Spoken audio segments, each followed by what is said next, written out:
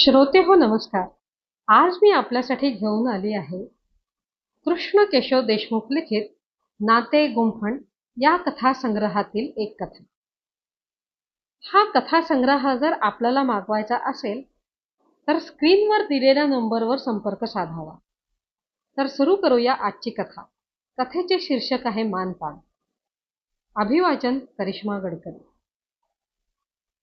दारावरची bell वाजली आणि नुकताच चहा झाल्यामुळे किचन कट्टा आवरत असलेल्या रंजनाताईंनी इतक्या सकाळी कोण आलं असेल याचा विचार करत दार उघडलं. येऊ का रंजनाताई? दारात नटून थटून सेकंड फ्लोअरवरील फ्लॅटमध्ये राहणाऱ्या ज्योती वहिनी उभ्या होत्या. अहो या ना, त्यात काय विचारायचंय? बसा, एका मिनिटात चहा करते. रंजनाताई बसत नाही आता. आज अजिबात वेळ नाही मला. अजून वरच्या फ्लोअरवरची सगळी घरं व्हायची आहेत. सीमाचं परवा लग्न झालं ना. आज संध्याकाळी रुचिरामध्ये रिसेप्शन ठेवलंय. सगळ्यांनी यायचंच. आग्रहाचं निमंत्रण आहे बरं. एक मिनिटं तरी बसा, साखर ठेवते हातावर. ज्योतिवहिनी नाकातली नट नीट करत खुर्चीवर बसल्या. ज्योतिवहिनी, तुम्ही ना खरंच सरप्राईज दिलं बरं. तुम्ही मुलीसाठी स्थळ बघताय हे पण आम्हाला कुणाला माहित नव्हतं. 8 दिवसातच लग्नही जमलं, झालं आणि आज रिसेप्शन. अभिनंदन. अहो काय सांगायचं, महिनाभरापूर्वीच एका वधूवर संस्थेत सीमाचं नाव नोंदवलं. 15 दिवसांपूर्वी मुलाची पसंती आली आणि साखरपुडा न करता डायरेक्ट लग्न करायचं ठरलं. ज्योतिवहिनींचा उत्साह ओसंडून वाहत होता. खूपच छान हं. रंजनाताईंनी मनापासून कौतुक केलं. मुलगा ला असतो ना, त्याला महिना अखेरीपर्यंत परत जायचं. आणि काय सांगू, पाहुणे इतक्या मोठ्या मनाचे आहेत की त्यांनी आम्हाला स्पष्टच सांगितलं, तुम्हाला जसं योग्य वाटेल तसं लग्न होईल. देण्या घेण्याचा काही प्रश्न नाही. परमेश्वराने आम्हाला भरपूर दिलंय. नशीबवान आहात. हातात साखर ठेवता ठेवता रंजनाताईंनी पुन्हा एकदा ज्योतिवहिनींचं कौतुक केलं. आणि रंजना वहिनी, मुख्य सांगायचं राहिलंच, येताना कोणतंही गिफ्ट आणायचं नाही. No gift. आम्ही दोन्ही फॅमिलींनी ठरवलंय. गिफ्ट द्यायची नाही आणि घ्यायची पण नाही. फक्त वधूवरांना शुभाशीर्वाद, छानसं जेवण, गाठीभेटी आणि गप्पा टप्पा, बस इतकंच. एवढं बोलून ज्योतिवहिनी उठल्या आणि पुन्हा एकदा नक्की यायचं अशी आठवण करून घाईघाईने बाहेर पडल्या. रंजनाताईंनी दार बंद केलं आणि काहीशा अस्वस्थ बेचैन होऊन त्या सोफ्यावर येऊन बसल्या. त्याला कारणही तसंच होतं. मागच्या वर्षापासून त्यांनी आणि माधवरावांनी आपल्या एकुलत्या एक मुलीसाठी स्थळ बघायला सुरुवात केली होती. विवेकानंद शिक्षण संस्थेत समाजशास्त्राचे प्राध्यापक असलेल्या माधवरावांनी आपली लाडकी कन्या स्वातीसाठी मागच्या 3 वर्षात काटकसर करून लग्नासाठी 2-3 तोळे सोने घेऊन ठेवले होते आणि बँकेत थोडे बहुत पैसेही जमा करून ठेवले होते. पण लग्न काही अजून जमत नव्हतं. माधवराव कुलधर्म, कुळाचार, परंपरा यांना मानणारे असले तरी तसे ते प्रागतिक आणि सुधारणावादी मताचे होते आणि समाजातल्या चुकीच्या प्रथा, चालीरीतींच्या विरोधात ते नेहमीच आग्रही असायचे. अगदी स्वतःच्या लग्नात रंजनाताईचे वडील त्या काळातल्या पद्धतीप्रमाणे आपण होऊन हुंडा देण्यास तयार असताना त्यांनी तो नाकारला होता आणि दोघांची ऐपत असतानाही साध्या वैदिक पद्धतीने विवाह केला होता. एकुलती एक मुलगी असल्याने स्वातीचे लग्न जरी ते हौसेने करून देणार असले तरी मुलाकडच्यांनी काही मागणी केली, अटी घातल्या की त्यांना चीड येत असे. त्यामुळे याआधी 2 चांगल्या स्थळांना त्यांनी नकार दिला होता. एका इंजिनियर मुलाने 4 चाकी देण्याची अट घातली होती, तर एका डॉक्टर असलेल्या मुलाच्या वडिलांनी चक्क शिक्षणाचा खर्च देण्याची मागणी केली होती. आणि 3 महिन्यापूर्वी सौरभचे स्थळ सांगून आले तेव्हा लग्न ठरवताना पुन्हा तीच परिस्थिती आणि तोच पेचप्रसंग उभा राहिला होता. सौरभचं स्थळ एका नामांकित विवाह संस्थेकडून आलं होतं. पुण्यात स्वतःचा फ्लॅट, भरगच्च पगाराची नोकरी आणि दिसायला रुबाबदार असलेला सौरभ स्वातीला आणि घरातल्या सगळ्यांनाच आवडला होता. आणि विशेष म्हणजे त्याच्यापेक्षा दिसायला डाव्या असलेल्या पण स्मार्ट दिसणाऱ्या स्वातीला त्याने पाहता क्षणीच पसंत केले होते. आजकालच्या पद्धतीप्रमाणे दोघांना एकमेकांच्या स्वभावाची, आवडीनिवडीची माहिती व्हावी म्हणून 8 दिवस एकत्र फिरण्याची, सहवासाची संमती देण्यात आली होती. त्या 8 दिवसाच्या सहवासात सौरभला स्वाती आणखी आवडायला लागली होती आणि त्याने लवकरात लवकर स्वातीशी लग्न ठरवण्याचा आपल्या आई-पप्पांच्या मागे घोषा लावला होता. हॅलो माधवराव, सौरभने आपली फायनल पसंती दिली आहे आणि मला वाटतं तुम्हा सगळ्यांना तो पसंत आहेच. एक काम करू, ह्या रविवारी आमच्याकडे जेवायलाच या आणि त्या दिवशी त्यांच्या लग्नाचंही आपण ठरवून टाकू. सौरभच्या बाबांचा फोन आला होता. सगळ्यांची जेवणं झाली आणि अजून औपचारिक बोलणी सुरू होणार त्याआधीच खास बोलाचाली करण्यासाठी कोल्हापूरहून आलेल्या सौरभच्या मामाने 7 तोळे सोनं, मानपान आणि दोन्ही अंगांनी लग्न करून देण्याची मागणी केली होती. अशी मागणी होताच माधवराव अस्वस्थ झाले होते. त्यांना जे नको होतं तशीच सुरुवात झाली. मामा, खरं सांगू का? मी लग्नात अशा देण्याघेण्याची चर्चा करण्याच्या विरुद्ध आहे. पण आपल्या दोन्ही कुटुंबाला शोभेल आणि तुम्ही कुणी नाराज होणार नाही असं लग्न होईल याची मी तुम्हाला खात्री देतो, माधवरावांनी स्पष्टच सांगितलं. शेवटी कमीत कमी 5 तोळे सोन्यासाठी मामा अडून बसले आणि माधवराव आपल्या म्हणण्यावर कायम होते. बैठक मोडण्याच्या स्थितीला आली होती, पण रंजनाताईंना कोणत्याही परिस्थितीत आपल्या मुलीला पसंत असलेलं इतकं चांगलं स्थळ हातचं घालवण्याची इच्छा नव्हती. त्यामुळे त्यांनी 2 दिवसात निरोप देतो असं सांगून ती मीटिंग संपवली होती. अहो, प्रत्येक वेळी असा आडमुठेपणा करून कसं चालेल? काही गोष्टी समाजात चालत आलेल्या रीतिरिवाजानुसार करायच्या असतात आणि त्यांनी रीतीला अनुसरूनच मागणी केली आहे.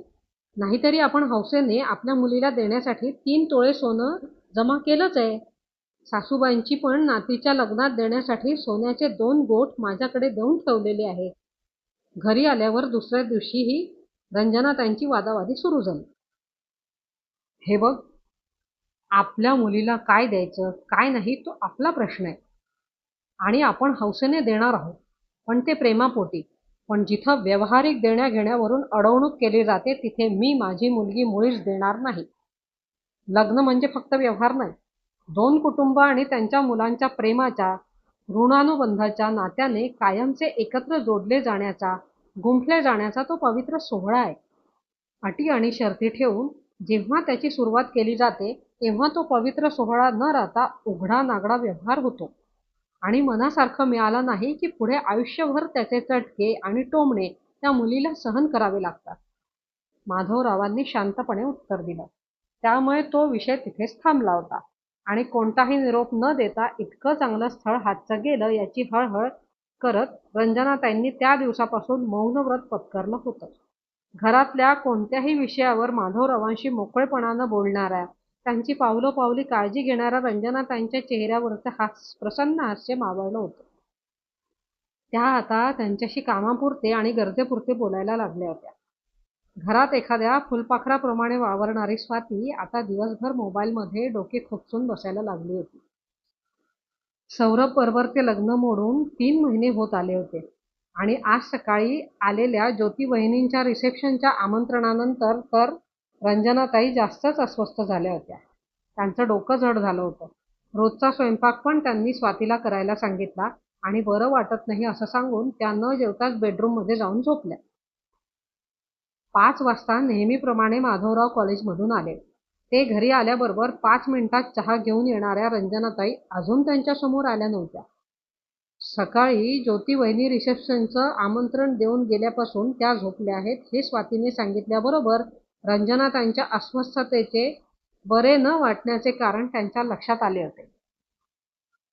घरातल्या बदललेल्या वातावरणाचा ताण आता त्यांनाही असह्य व्हायला लागला होता.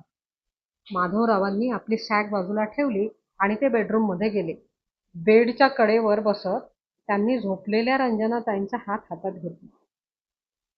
रंजना, मागच्या 2 महिन्यापासून मी बघतो. तू सांगितलं नाहीस तरी मला माहिती आहे तुला काय होतंय ते. माझ्यावर तुम्ही दोघीही नाराज आहात हेही मला जाणवतंय. ठीक आहे, मी सौरभच्या स्थळासाठी माझा आग्रह सोडतो. उद्या तू सौरभच्या आईला कळवून टाक आपल्याला त्यांच्या अटी मान्य आहेत म्हणून. तुमच्या दोघींच्या आनंदापेक्षा सुखापेक्षा माझी तत्व, माझा आग्रह फार महत्वाचा नाही. रंजनाताईंना आता घाईवरून आलं. त्यांनी माधवरावांच्या पापण्यात जमा झालेलं पाणी हळुवारपणे पुसलं. अहो, जाऊ द्या, तुम्ही नका स्वतःला त्रास करून घेऊ. जे झालं ते झालं. ह्यापेक्षा चांगला मुलगा मिळेल आपल्या स्वातीला. माधवराव काही बोलणार इतक्यात दारावरची बेल वाजली. माधवरावांनी जाऊन दार उघडलं. समोर सौरभ उभा होता.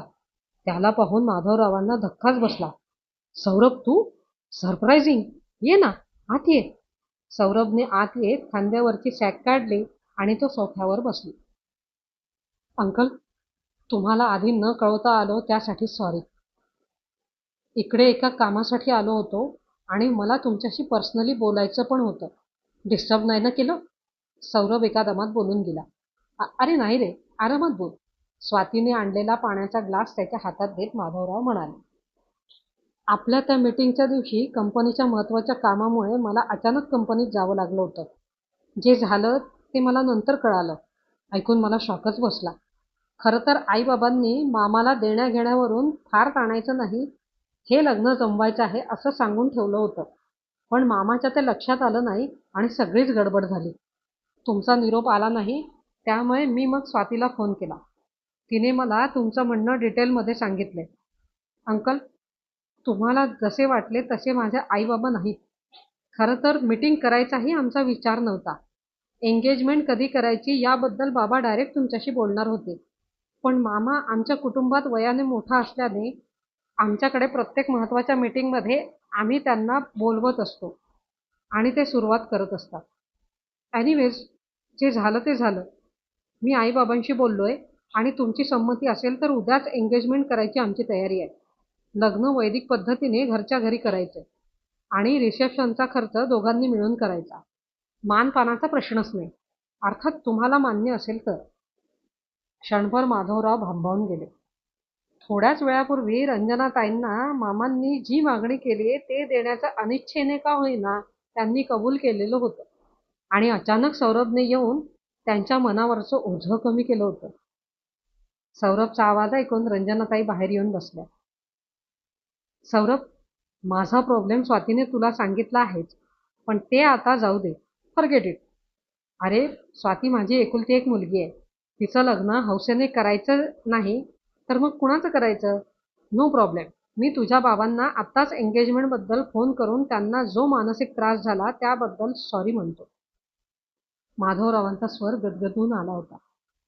पण अंकल, मामांची आणि आईबाबांची नसली तरी माझी एक अट आहे आणि ती पूर्ण झाली तरच हे लग्न होईल.